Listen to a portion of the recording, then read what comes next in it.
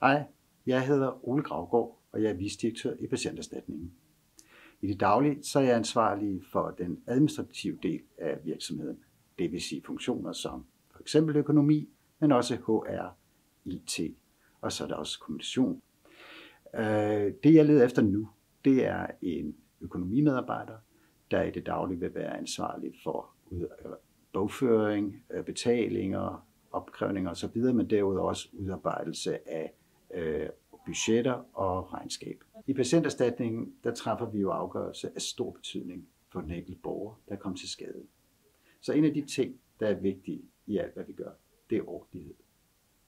Og ordentlighed er også noget af det, der kendetegner det arbejde, som vi udfører i administration. Det er en af de ting, som du kender som regnskabsmedarbejder, har stor betydning, og det vil du også opleve at kendetegne for os.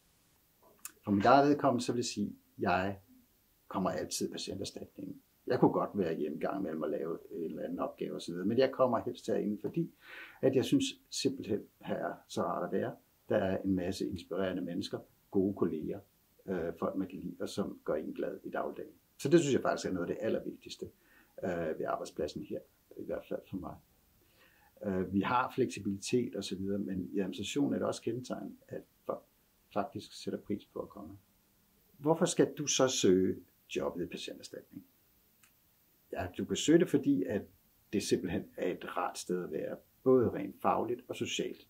Men du skal også søge det, fordi at du ved, at du er dygtig til regnskab, og at du godt kan lide at have med både budget og regnskab at gøre, og så at sige køre det fra start til slut, sammen med en rigtig, rigtig sød kollega.